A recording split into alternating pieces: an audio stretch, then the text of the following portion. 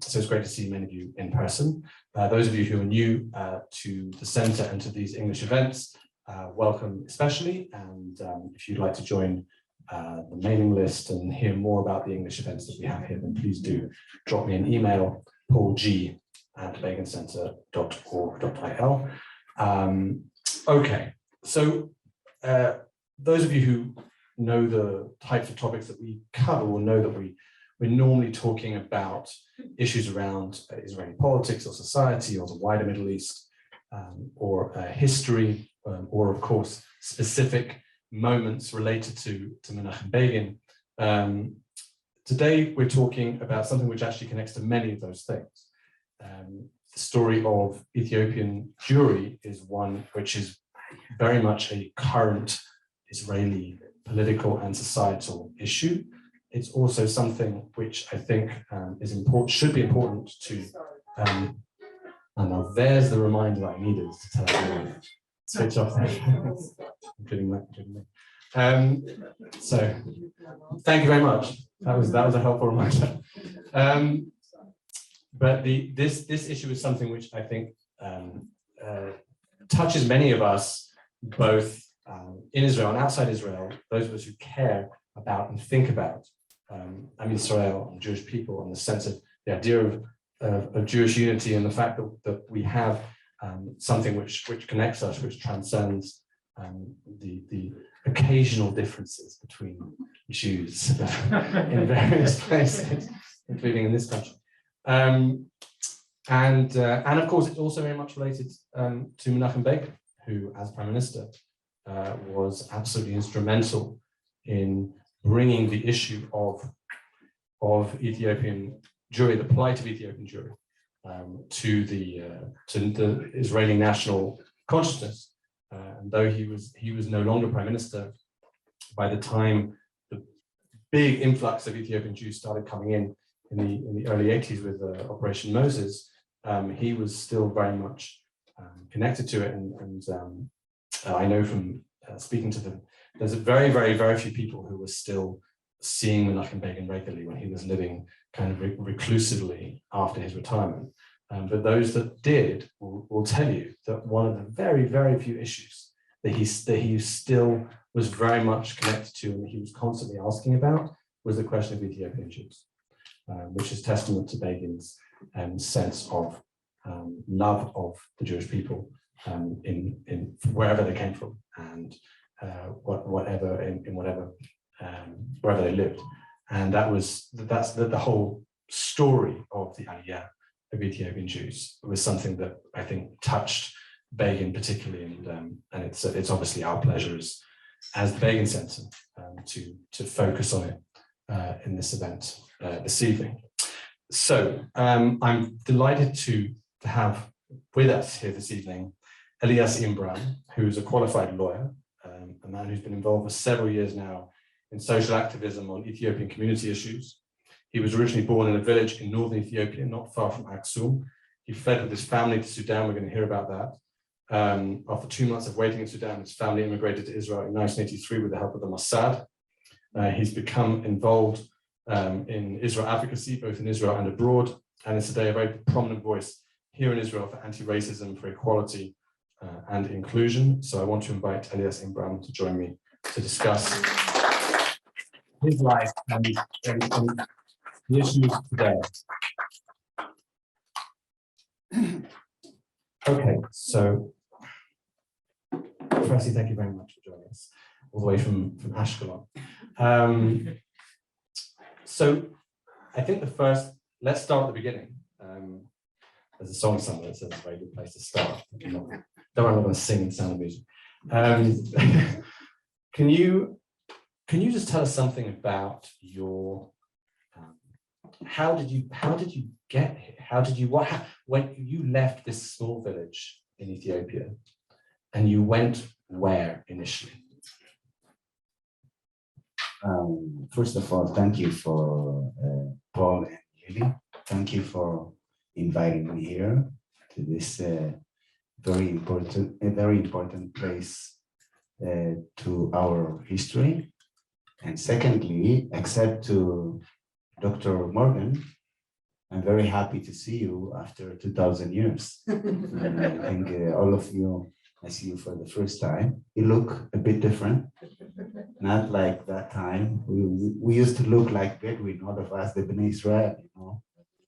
And today we look so different. And I guess the coming hundreds of years, through the integration, we will become to be similar a little bit more, and we need patience. To your question, how did we escape from the village in Ethiopia? First of all, we used to live in the northern of Ethiopia.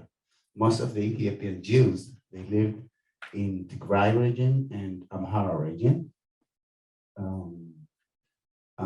Through the history, the Jews moved from place to place where they can work and survive, and where they can make money, or agriculture and others, just to survive and to pray every Shabbat next year in Jerusalem.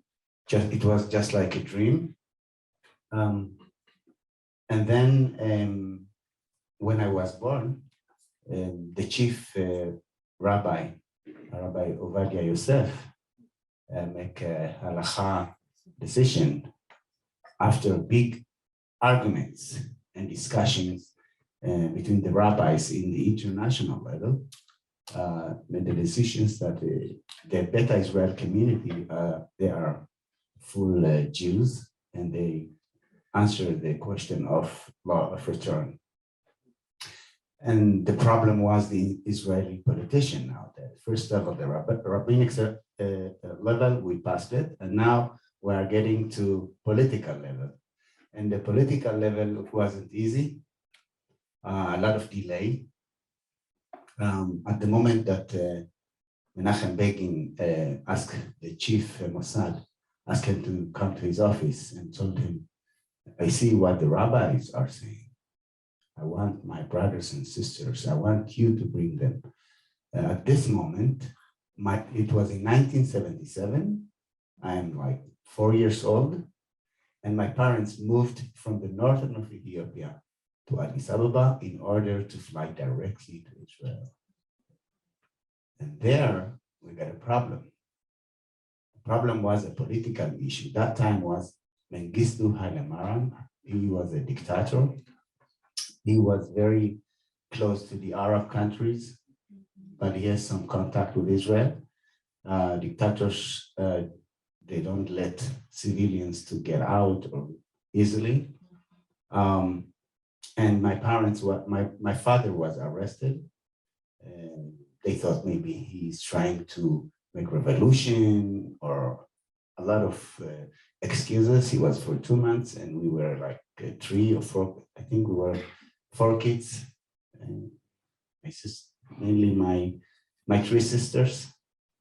At the end of the day, we were lucky. My father released from the jail, and we made a decision to go back to the north of Ethiopia because my grandparents still were living in the village. They said, come back here, let's go to Sudan. There is no choice to go out from Ethiopia by flight. And then we started the journey to Sudan. It wasn't easy at all. You can imagine, with horses and donkeys, no motorcycle or WhatsApp to let everybody, hey guys, we are moving. You know, any information you deliver, it takes sometimes months. So you need to wait with a lot of patience. But you can imagine hundreds of people making the journey, walking.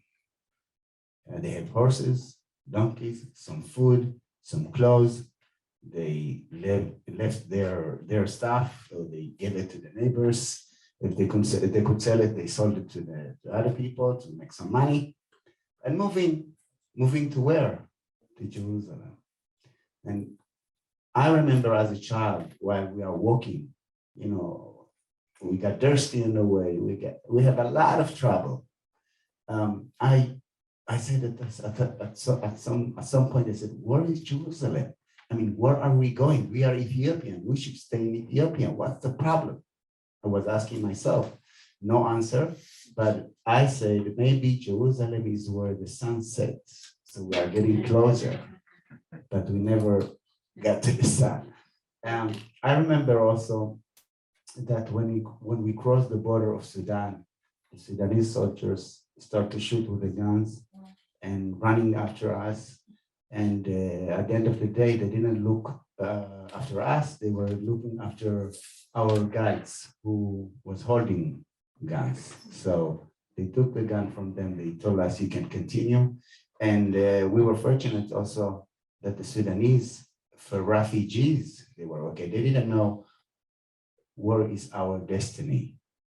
They knew that there are a lot of Ethiopian refugees coming to Ethiopia. So in this journey, we were undercover of refugee looking for a job. It's not in Ethiopia. And it was a secret to say what was our destiny. In Sudan, we waited for 2 years. And if you have a good connection, you can stay a few months, because among the Jewish community, also you need some politics. Okay, the organizers already have a contact with the Israeli Mossad. Like I said, Begin was involved, the Mossad was involved, and they had to start to rescue the Jews from Sudan. So we waited for 2 years. I remember I met someone, first time I met, in Ethiopia as a child, you think that the world is flat and the sky is held by 2 walls. And you think that the whole world is only Ethiopians. And in Jerusalem, there are only Ethiopians, Jews only. Okay, Benjamin Netanyahu is Ethiopian. You all guys are Ethiopians. And then I met someone who was talking to my father, explaining him how to get to Khartoum, the capital of Sudan, how to fly to Israel, giving him the documents, fake documents to Europe. Okay. But he was so unique for me, this man. He has 2 eyes, nose like me, 2 hands, but his skin was so white. And I said, he's Ethiopian with skin problem, probably. He's weird. And when the time came, we got to Khartoum, capital of Sudan, to the airport. I was very active at the airplane. I got a lot of toys for the first time. I was communicating with the, how do you say dialogue? Flight attendants. Flight attendants. And my father asked me if I can ask her for 2 beers for him and his friend. And then I got to the cockpit area and asked her beers. And then she gave me, I got back to my father, and then my father was so proud that I can speak English. But when we arrived in Europe, I mean, thousands of white people, thousands of strange people. I was sure that this is not Israel, because in Israel, I was expecting to see a lot of dark-skinned Jews only. And then we arrived in Ben Gurion Airport. I saw the Israeli flag, the Magen David, which we were very familiar in our synagogues in Ethiopia. The synagogues in our villages, they had Magen David on top, like the churches did. We were sometimes imitating some symbols from our neighbors. So we used to put Magen David on top. So we knew Magen David is a Jewish thing. So when we saw the Magen David here at the airport, we said, it's some Jewish going on here. But we didn't understand what the European people are doing here. We saw them just in Europe, what's going on. We go to the Merkaz Klita absorption center. Then you see more Ethiopian. And then slowly you understand, hey, you are not the only one who immigrating to Israel. There are Russian, there are Indian Jews, there are America, Ukraine and from everywhere. This is the moment that at the absorption center, personally, I realized that I'm not the only one who is immigrating to Israel. There are millions of Jews who are moved to Israel. Wow. Okay. So firstly, an amazing story, and I'm fully aware that the experience of Ethiopian Jews making Aliyah is, there are various stories. There's people that had to walk all the way across Sudan. And obviously, some years later in the 90s, you have Operation Song with a huge airlift of some 16,000 Ethiopian Jews. So you get to Israel, and how old are you at this point? 9 years old, with your parents and siblings, brothers and sisters? Yes, my sister, my youngest sister at that time, she was born during the journey, and we called her Yerushalayim. And the other 3 brothers, they were born here in Israel. They don't know about Ethiopia. Anyone who asked them, how was in Ethiopia? And said, the answer, I don't know, go to my parents. But they are very, very Israeli with the chutzpah and with communication problem also, or is the respect to the parents, like in Ethiopia, in Israel is a little bit different. And my parents adjusted to the new reality in Israel, and they started also to use the chutzpah. Sheket bevakasha.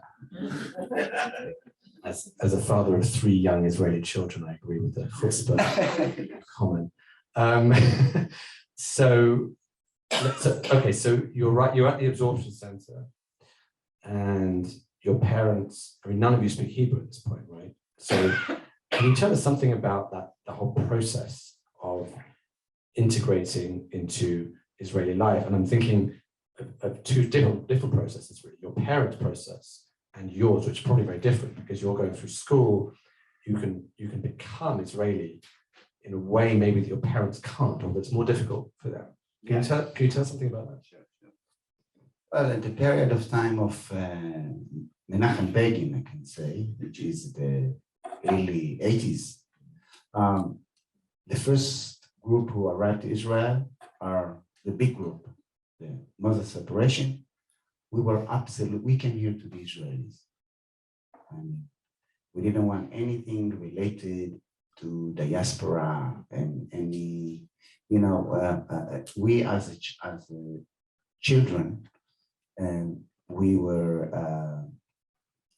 ashamed to see our parents speaking the Ethiopian language. We were not happy when they're coming to elementary school because they don't know the language. We really wanted to be very, very Israeli. And our parents still, their body is here in Israel, but their mind, the way of thinking, the mentality still was in Ethiopia. They still hear Ethiopian music, the dance like in Ethiopia, everything like in Ethiopia. They have a coffee together with the Ethiopian people, and we want to integrate immediately. And that's create a lot of tension between parents and children. And there was some social crisis because of that. And kids that they are not aware about it immediately, and they can have some problems at school. And then if they have problem at school, they need to send them to boarding school and see if they can adjust the new reality. And it wasn't really easy for the children and for the parents. Our parents, they went to Ulpan. For them, it was very, very fun. Anytime they learn a new word in Hebrew, if that word remind them something in Amharic or Tigrinya, they start to laugh. If it has double meaning, especially. Do you have that kind of experience? Like you learn some word and it has another meaning in your language. So they were, sometimes it's not for kids. And they never use it because it's not too much romantic or something for in the Ethiopian culture. In our Aliyah, in our period of time, we were in mindset of becoming Israeli. The letters of Aliyah, I don't know what happened. I think I know what happened. At that time, the Israeli policy was also to make Olim Israelis. They used to change the names. Sometimes they gave the same name in the same family, like Abraham, and the other one who came after him to Israel, they called him also Abraham. Sometimes they confused with the family name. There was many things, but the policy was to integrate and to make us Israelis. We didn't resist it. But in 1991, when the Russian immigrants came here, the Israeli policy was multiculturalism. And if you want to maintain your culture, your name, you want to have your own channel TV in your language, no problem.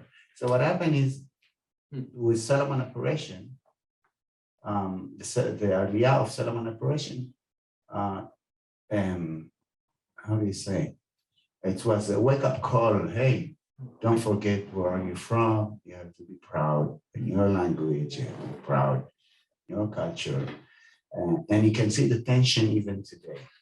Even though Solomon Operation, Paul, it was in 1991, which most of them are becoming more and more Israelis. Okay. And the Falashmura, only the last 10 years who are coming to Israel, they are more Ethiopian, actually, much more in terms of mentality. And I guess they won't survive like Ethiopians here. It's not easy. It just will take more time to become Israeli. But I understand the trick, the Israeli trick, the trick of the Israeli institutions policy, that multiculturalism is like soft absorption. In my view, I hope you agree with me, which is good. Take your time, relax. We will meet you at the next generation, okay, with your kids. Oh, you want to argue that you are Jew and you don't want to make some conversion? It's okay. Enjoy your stay in Israel. We will meet you at the chuppah. Don't worry. It happens many times. So slowly, yeah, which is sometimes it's difficult for someone. If someone is raising up as a Jew and he believes on Judaism, and then all of a sudden, when someone wants to get married, oh wait, you have to go through conversion. That happened many times. I heard it also with Russian immigrants. So we have this kind of challenges. Okay, I am going to go to the audience for questions shortly, and you can ask specific questions. Also, I do want to just say your comment about the children laughing at the double meanings. So it reminds me of when I was living in London and working at the Israeli embassy in London. A senior Israeli diplomat, told the story of how outside her house, she was screaming at her children who were driving her crazy. Die, die, die. And her neighbors were looking at her absolutely appalled on the street in London. So the double meaning is in English as well. Okay, so I'm going to finish with this and then I'll turn to some specific questions. Israel today and the Ethiopian today, you've spoken about how there's some differences in the different sort of waves of Ethiopian Aliyah from the 80s Aliyah to the 90s and now the Falashmura, who's sort of more Ethiopian. And there's also with them, and you can speak to this if you want, the additional complication that many people don't see them as Jews, right? The Falashmura, these are the Ethiopians who had been converted to Christianity, but saw themselves as Jews from generations back, right? So the current situation for Ethiopians in Israel, we all, we can read the news and we can read stories about either we can read some very optimistic stories about how the next generation of Ethiopian Jews are becoming much more integrated and becoming much more part of Israeli life, or you can also read, stories of how Ethiopian Jews are doing worse proportionally than other parts of the population, and there's racism in certain sections of society and that kind of thing. How would you, as an Ethiopian Jew, who's not just an Ethiopian Jew, but as someone who's dealt with these issues, who's thought about these issues, who's fought with these issues, how would you describe to us the state of play for Ethiopian Jews? And the integration. And the integration, indeed. Well, it's a very good question, Paul. At the end of the day, we are here. Well, you are here to be part of us. It's better to say. Yeah. Well, at the end of the day, we are one people, Jewish people, and the integration, it's like Leida, it's like birth, and it's not easy. And there are accidents. I don't think something is happening intentionally. I think it's a process. You hear a lot of times news about racism, or especially police brutality, which I was very dominant in this 4 or 5 times demonstration in Tel Aviv, and actually I was speaking many times in the media, and I was very clear about most of the time. For instance, the police authority, it's our police. We like it. It's important for us. And we want any individual police who is making mistakes by accident, by mistake, whatsoever, to get a punishment if he's brutal for any civilians who is following the law. The other thing is that when you want to develop your career, you move on and on and on, and you get some point that part of it is about politics, but sometimes it's about prejudice. That some of them, they don't believe that Ethiopian Jew can be a general director of a big governmental office. We can be a coordinator, secretary, project manager, it's okay. The same thing at the army and security areas, even though today there is some awareness because of the demonstration, because the main message in our demonstration against the police brutality was, please leave us. We are here forever. We are Israelis. Don't come as anthropologists. Okay? Talk to us in Hebrew. It's okay. Okay? We have first degree and second degree. Okay? I'm a lawyer. I can sue you. You know, it's most of the, when I'm talking, sometimes, well, when someone is hearing me speaking in Hebrew, I say, hey, your Hebrew is so beautiful. You speak very good. And then sometimes you feel like, I don't know how to answer to those people.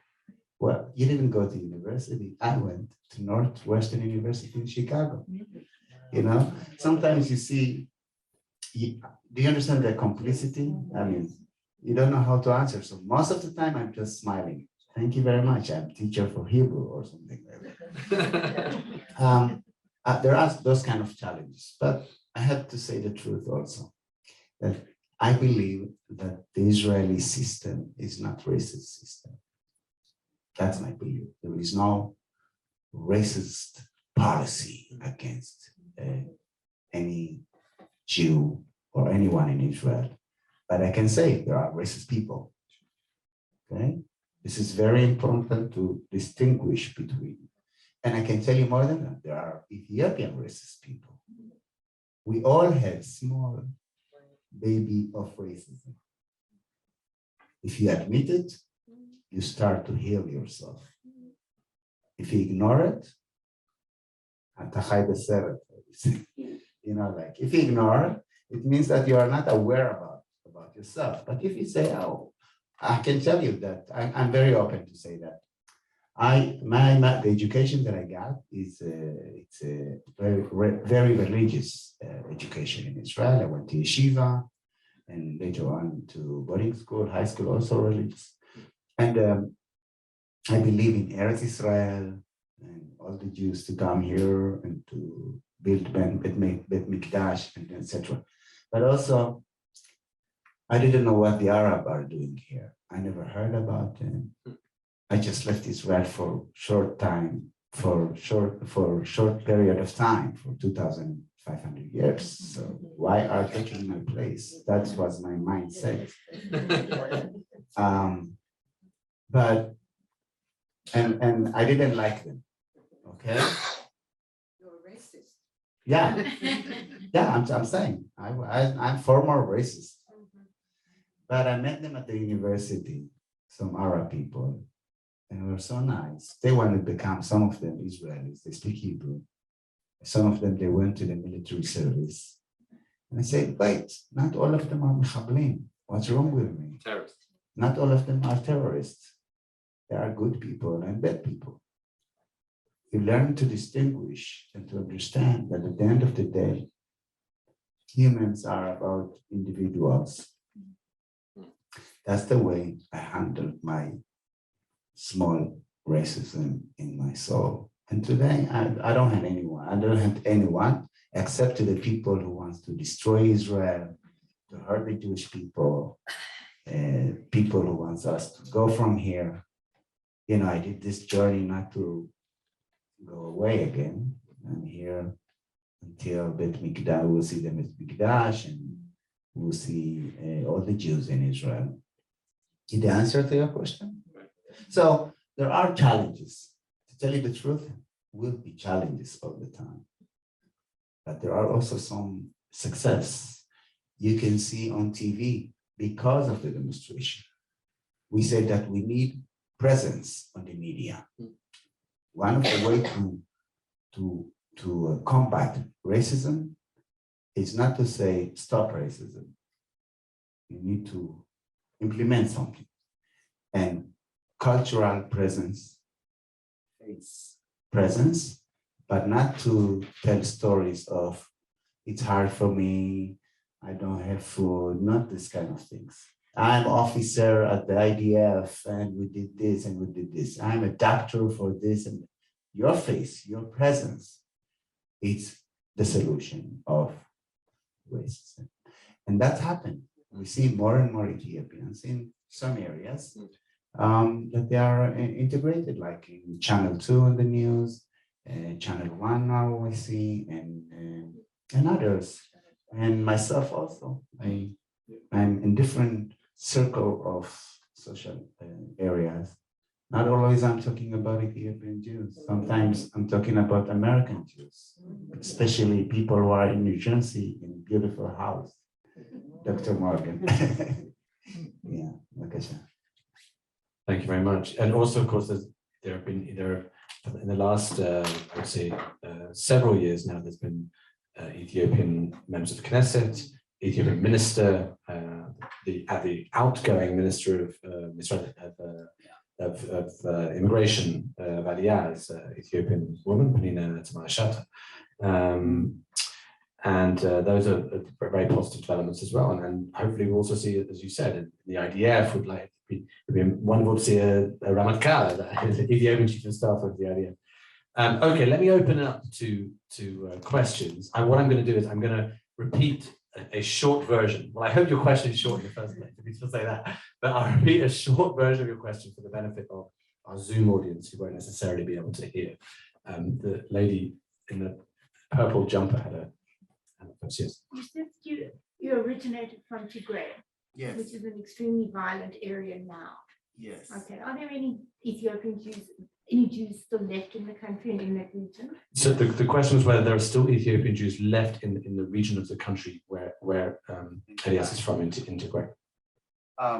Yes, well, there are in Tigray, which is northern of Ethiopia, there are humanitarian crises there, and they are under siege for more than 2 years. They are attacked by neighboring country, Eritrean army, and by own government, which used to protect by its citizens. They are under starvation as a tool of war. And Biden, the president of the United States and the European Union, they always have declarations all the time. We worry about it, please stop it, but no, we don't see any action. And thousands of people are dying there. Yes, there are about 5,000 Jews. I can say 5,000 who are related, that they have family in Israel. And the reason that they are not here is because the Aliyah activists used to talk about, in general, about Ethiopian Jews, but they moved most of the time only for another federation.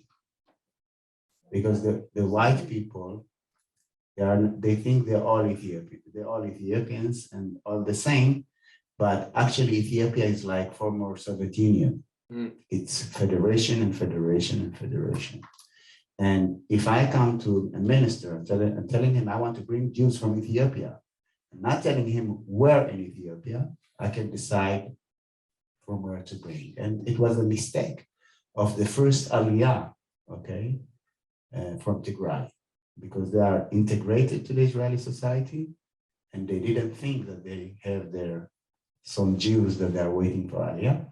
And I hope that the new government will take some diplomatic action to serve them. I hope so. Did I answer the question? I'm going to take another question from here, and then I think we have a question from the Zoom that we're also going to go to. So who had a question? Lady in the yellow here. I'm not sure I understand what you say. Why is the Aliyah process different for Ethiopian Jews than it is for the American Jews? We didn't have to go through a federation. We just went to the Aliyah office and came in Aliyah. Why is it different for Ethiopians? The question was in what way is it different for Ethiopian Jews? Not only in what way, but why? Why is it different for Ethiopian Jews than it is for, say, American Jews? To make any. I don't know. I mean, Israel claims that most of the real Jews already arrived in Israel, and we need to close the door. Okay? And my answer to Israel all the time is, if you close the door of Ethiopia, then you can close the door of Russia and America. Why do you need a door? Just, you can say individuals can go to embassy or to Sוכנות Yehudit, and by individuals, okay? They can go and ask if they have rights to make Aliyah, but it's not really happening. And if that's happened, it's a big process that it's not worth it, because in Ethiopia is a poor country. If you want to go to Addis Ababa, it takes like a day or 2 days or 3 days sometimes, and you need money for that, and you cannot stay for a long time in Addis Ababa. So any decision you make, it has economic expenses. Okay, so most of them, they prefer to stay at the village and to wait for Mashiach to take them from that place. And that's what has happened for the Jews in Tigray. They remain at the same village for various of reasons. Some of them, they decided when Menachem Begin said, bring my brothers and sisters, we stand up and moved on. Some of them, they couldn't come because her father is sick and she doesn't want to leave him. And this time she met someone else, he got married and she has a baby, and the time is running and she didn't come. That can happen, right? You don't need to. My question is not about the Ethiopian Jews. Why is that different? About the state of Israel, yeah, and their relationship to the Jews who are there, which is but different to Russian Jews. Yeah, yes. It's a combination of racism, ignorance, and also difficulty of recognizing the Judaism. It's a combination of all of them. On one hand, the Israeli institutions are very lazy about it. They don't encourage Aliyah. No, they don't have office of the encourage Aliyah from Ethiopia like there is in America. Nefesh b'nefesh, birthright, like in Russia, okay? If there is no encouragement from Ethiopia, then it is racism. But if they will say, yes, we want to bring from Ethiopia, and then you have to know who, because in Ethiopia, everyone can say, I'm a Jewish. So you have to investigate. It's much more process. So it's a combination, but I don't think you have to close any door. Any door. If you want to close the door, let's go. Close all the doors. Did I answer your question? Yes and no. Because I kept. So let's do it up. You can approach it after I want to move on, but thank you very much for the question. It's also worth pointing out that the whole question of the status of Ethiopian Jews as Jews was not something that was initially agreed on. It was seen as a controversial issue at one point. I mean, the Rav Yosef in the 1970s said they were Jews, but I think he had to convince his Ashkenazi counterpart, Shlomo Goren, initially that was the case. And finally, there was the decision that they were Jews and you were let in. But I think there is still a holdover of that reluctance on the part of some people, unfortunately. Okay, I'm just gonna go to Lily for a Zoom question. We have many questions on Zoom. So you'll have to choose just one for now. But I'm going to start with just one, which is a little bit of a yes or no question. So Okay. if the answer is no, then we can move on to a different question. Okay. Which is, do you have any memories of celebrating Pesach in Ethiopia? Do you have any memories of celebrating Pesach? And what are they? What are those memories? My memory of celebrating Pesach, it was when we escaped from Ethiopia, from the regime of Mengistu Haile Mariam. We were in the middle of our journey to Sudan, to cross the border. There was a Pesach. We stopped there for 7 days, and my mom did matzah. And my father is a musician. He used to play music. And it wasn't table like we are doing it in Israel, El Seder, very organized with map and a chair for Eliyahu Navi. But I absolutely remember Pesach, and we celebrated Pesach, and not only Pesach, we celebrated Sukkot, Yom Kippur. We didn't celebrate Purim. We knew there is a problem with Mordechai Yehudi and Esther Malka, but we didn't hear that they solved the problem. So we just fast, and that's it. No party. And we didn't celebrate Hanukkah. It's from the Talmud. Right. It's not something as you remember, we left Israel. The first temple destruction, and therefore some of the traditions we didn't practice it. But you guys made mistake, or you forgot something. We celebrated Sigd. While the Jews in America were sleeping, we keep maintaining the Sigd, which is from Ezra and Nehemiah. It's a public Yom Kippur. You go to the big mountain, pray to God, renew the alliance with God, and ask for public forgiveness. While Yom Kippur is a private forgiveness. I ask Paul, I'm sorry what I did to you during this year, and please reset my mistake. And the public, you ask, go to the mountain, you pray, you fast, and at the end of the day, you have a big seudah, big dinner, and actually you can celebrate even of renewing the brit with God, like it was in Ma'amad Har Sinai. How do you say Ma'amad Har Sinai? Mount Sinai. like he said. Did I answer to your question there? I believe so. Okay, guys, are you there in the Zoom? Good question. Okay, yes. Okay, it's more of a general question, but you mentioned about Tigray, and what's so upsetting is that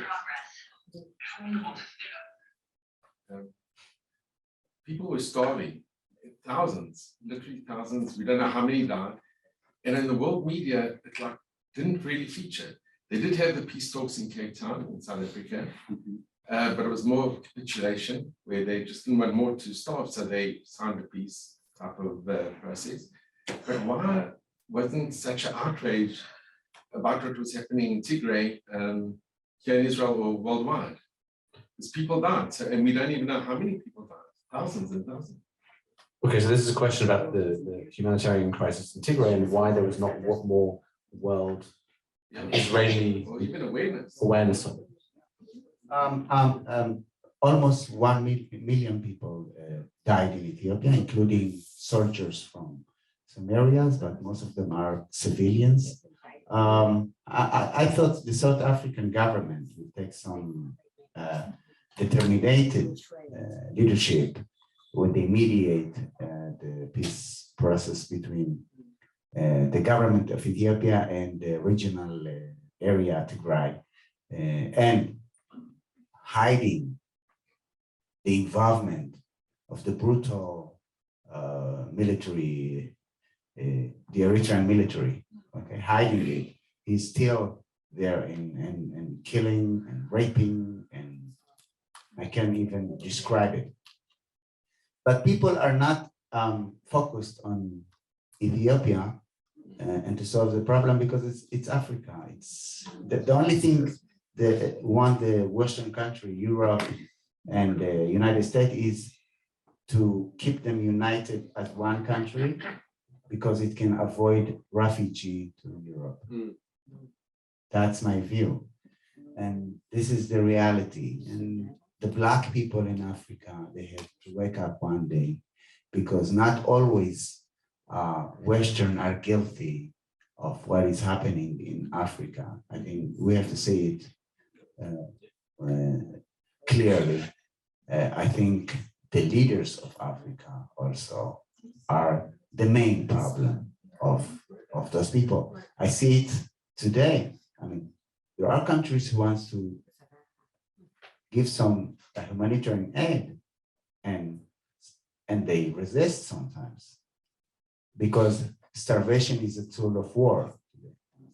And when they receive it, they want to sell it to make money to buy more guns. So I'm not buying the narrative of Africa is very poor because of the Western country. Not anymore, not today, like I said, because I see it very clear today. But if you have influence, please ask Zuma. Still Zuma there? Or Ramaphosa? Okay, where are you from in South Africa? I live here, but Joburg. Joburg. Yeah, I was there for 2 years in South Africa. Okay, thank you. The lady there. On a totally different note, Sure. I'm very curious if there's a study done to show how many of the Ethiopian Olim are Shomer Mitzvot, how many came Shomer Mitzvot and then went away from that, being in an Israeli environment, etc.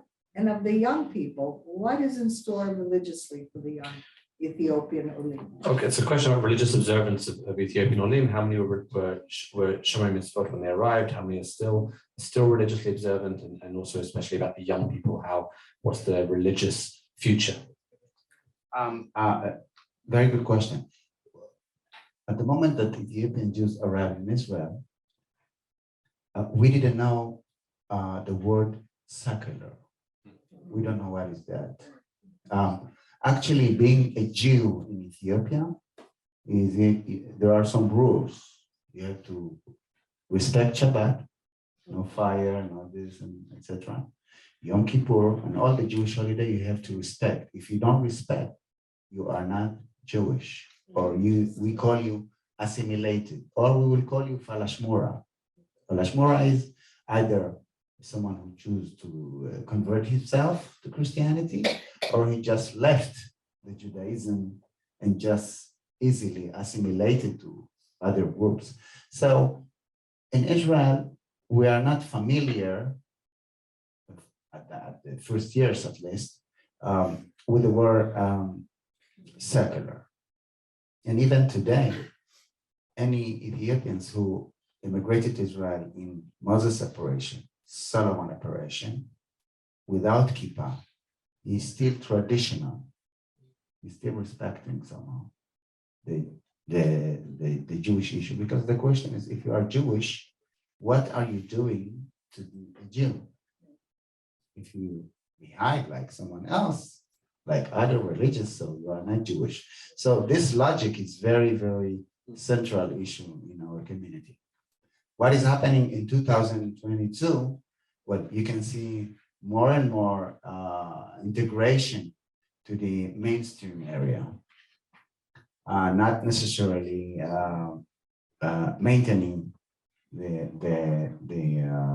tradition, the Jewish tradition. In Tel Aviv, you can go, you can see them driving in Shabbat, and maybe some of them not respecting Yom Kippur, because the feeling is that if you are at the Holy Land, this is a big synagogue, you feel safe. So you can ignore. To tell you the truth, when I'm going overseas, the first thing I want to know is where is the synagogue? Not in Israel, I don't ask in Israel, but overseas, Israel asks, where is the synagogue? And then I know there is a Jewish community, and then I'm okay. Whatever is happening, I don't know how to explain it in psychologically, but it's always you want to feel you are belong to something. But I agree with you that there is integration also in the religious area also. So today you can find in Likud, you can find in Tzionut Datit, and different kinds of parties. And also you can find in the settlements area, which is very, very strong, very right wing. And you can find also in the center area. So you can find various of things, especially the Ethiopians who immigrated in the 80s and the second and the third generation. Today there is a third generation, I have to say. Yeah, absolutely. So don't ask them how was it in Ethiopia. They don't know. Okay, yes, madam. I personally do not have any Ethiopian friends. And I imagine the younger generation is well integrated with Israelis, but how can the older generation connect and make some friends? Is there any group where this happens? And secondly, do the elders, the Ethiopians of my generation, do they also feel any desire to make friends with people like us? Or are they happy with their community? Because in Israel, many of the communities remain very insulated, including our American community. So how can I make friends with some Ethiopians? With the elderly people? With the elderly people? Was it elderly? No, I'd be happy with any age. But I know the younger ones are not interested. It's a very, okay. it's a very nice question. It's a very nice question asking about how she can meet with how she can make friends with Ethiopians of her own age or of other ages, but essentially how can she make connections with Ethiopians rather than just staying within her own American bubble. It's a very good question. Elderly people among the Ethiopian Jews today, they are lucky that the kids were educated to respect their parents, and they are lucky that they are staying in touch with their parents, even they have some career.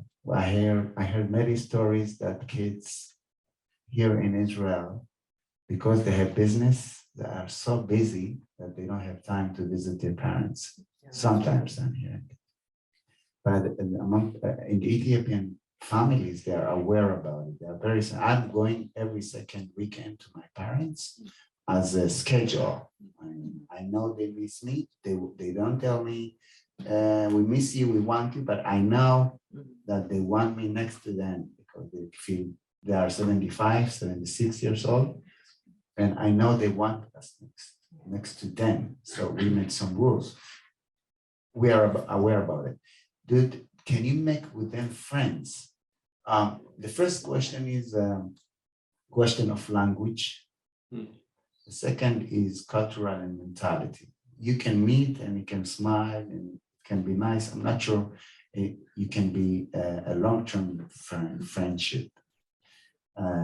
And that because I say it with my parents. My sister got married, her husband is from Russia. He immigrated from Russia and his parents are in America. And twice or three times they are coming to Israel and they always visiting my parents. And my mom talking to my sister's husband, mom, by pictures. Oh, you good. That's it. Beseder, yofi. That's it. They communicate by pantomima. Okay, they're happy to see each other. They feel the love and so on, but it's not easy. But you can have very good relations and you can become very good friends with Ethiopians who raised up in Israel and they are becoming 70 years old, 75, they have some experience like me. Okay, I will be 70 or 70 years old. It's going to be easy for me to communicate with other immigrants or group or community because I raised up in parallel to them. Does it make sense, my answer? Yes? So it's a gap of mentality, culture, language, and environment. But still, you can be friends with Ethiopians if there is good communication. I see today, sometimes, Ethiopian women, they have Russian friends. They used to work together. Most of them, they are cleaning at school, at university. So they communicate, they teach each other Hebrew. So they become friends. They talk, they go to wedding, they go together, visiting each other. I say it sometimes. But it is a question of communication and the way that you raised up in terms of your environment. That's what I think. He's Yeah. had his hand up from the very beginning. Okay, thank you. Okay, so What percentage of the third generation Ethiopians are now accepted to universities? what percentage of third generation Ethiopians are accepted to universities? I don't have the exact percentage. I can tell you a few years ago was every year they accepted to universities and colleges about 3,000 every year. A few years ago, I guess today it's more, maybe 5,000, maybe. And the number is increasing all the time.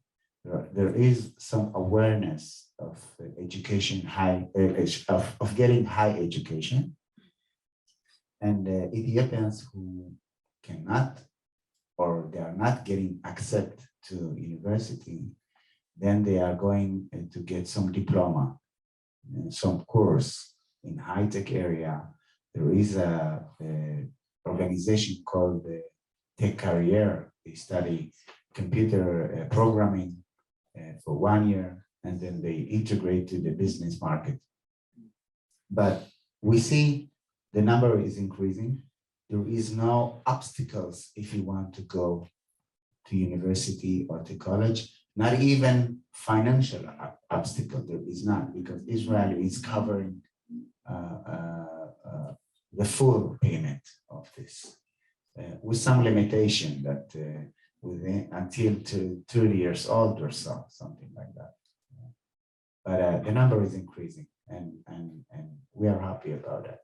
We wish we could have more and quickly more students. Can we get another Zoom question? Yeah, sure. Another good Zoom question was, can you tell us about your experience in the Israeli school system? Your experience in the Israeli school system. The first time I went to school, it was obviously when I arrived in Israel in 1983 in Ofakim, Abir Yaakov Elementary School. My experience was fighting. I was very violent during the break between the classes, and that because they called me Kushi, Shahor, and they go to Ethiopia and all this. And I thought that I can solve it by violence. But at the end of the day, I found myself getting punishment also from the school and from my parents. My parents came to school and the teacher told him I'm not a good student. And my parents told the staff of the school that they should hit me like it was in Ethiopia. Because in Ethiopia, the schools have full authority of them. There is no letter, sending letters, please come and see what's going on. No, you get punishment immediately. So, and then you think, why I'm so angry if someone is telling me Shahor, black, and I found out that I got hurt. I'm African. I have to be proud that I'm black, right? Why should I be aggressive? It's a question. And the answer is that in Ethiopia, the society doesn't look themselves for 100% that they are black people. I think this Ethiopian society, they think they are the white people of Africa. And it was in my mind. Because they see the Sudanese, they see the Nigerian, they say, I'm white. And then I got to the elementary school. Someone is telling me you are black. Hey, see the Sudanese? What's wrong with you? I'm brown. By the way, the Yemenite immigrants are very happy when we arrive here. Yeah. Finally, there are white people. But we are happy also with the refugees from Sudan. We feel a bit better. We can say, hey, black people. But my experience, except to this point, which very educated me, and I become more sarcastic because of it. I was laughing. So any incident of racism or ignorance, I'm taking into another place and I'm making to the person very small by being sarcastic or some joke. And I think it's the best way to deal with that. But the rest of it, the yeshiva was okay. I wasn't happy. I was a good student, but I wasn't happy. And then I escaped from the yeshiva and I moved to Kippah Sruga yeshiva. It's a religious school. And then I was a very good student at Amit Kfar Batya, Beranana. I was very competitive student. And I really love to study. I'm collecting degrees all the time. I think experience is also the way that you see the reality. And I'm happy that I had a problem at the first year of my Aliyah. Okay. I hope I answered your question, Mr. Zoom. Okay, do we have a final question from the audience here? Okay, we have a final question. Yes, ma'am. Yes, I'd like to know if your personal experience, it's a rule or an exception in the Ethiopian community, this fight against racism? They all are like you, fighting to overcome racism, or they felt crushed by this? How the community in general react to this racism? Okay, that's a great question. The question is whether Elias is representative of the community at large in fighting against racism and taking this strong stand, or whether other Ethiopians are also like that, or whether they're actually more passive and not so involved in the fight. Yeah, good question. I'm not sure. I mean, you can find various of people and various of personality. It's about of your experience and the way that you raised up. But I'm sure there are people who are taking it in my way.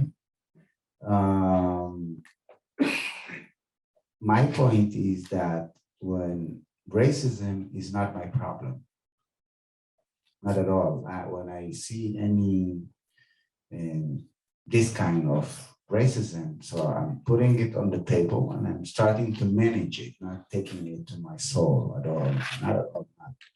And that's the way you can handle it and even find a solution for that and give some ideas. That's why sometimes I say, when I meet audience and say, hey, welcome racist, how are you? Good to see you again. So even they are not racist, just for fun. Yes. Yeah, I mean, my community, Ethiopian community, are getting matured from time to time. And also, the most important thing is that we must understand, and we understand that we are not leading a community, or we are not thinking to lead a community. We thinking about the people of Israel, and we can lead the people of Israel. I'm advisor, communication advisor today. I didn't tell you, for some parliament member. Yeah, I'm coming from there, and we are talking about it. I mean, whether we need to talk about only Ethiopian Jews, or let's talk about the people of Israel, the economy, the periphery area, the security, the public security, and personal security, and what's going on the streets. Those issues are including the Ethiopian Jews. We are not coming to Israel to build Ethiopia. We are coming to Israel to build Israel.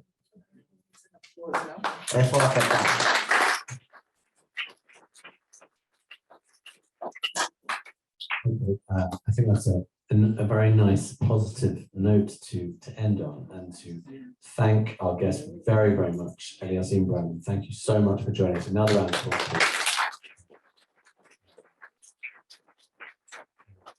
Enlightening us about a topic which we really should know more about, and I think it's to our sort of embarrassment that we don't know more about it. And I appreciate you coming and teaching us. And I think this is one of these, I think everyone in this room is not originally from Israel, and maybe there are some exceptions, but certainly the vast majority of us are from other places originally. And speaking for myself, when I lived in the UK, you think about Israel very much from the perspective of the conflict, and how do we deal with all the anti-Israel stuff and all these things, which are very important, and I think we should still think about those things, of course. But living in Israel now and being part of Israel, we really do have to also think about Israeli society, what's going on here in Israel, how do we deal with the challenges that people here face, and I think the Ethiopian situation is one that is something we should all be more aware of. So thank you so much, Elias. Can people see, sort of, keep up with, follow your career somehow? Are you on social media, or can we find you on the media, various places? I have email. Okay, so we can. Inbram@gmail.com. Okay, Inbram, INBRAM, strudel@gmail.com, or you can email me and I'll send it to you. But Elias, thank you very much. Thank you everyone for coming. I hope to see you soon. Yeah. And I would like also to thank you for listening. You are amazing. And remember, you are Israelis. Thank you very much.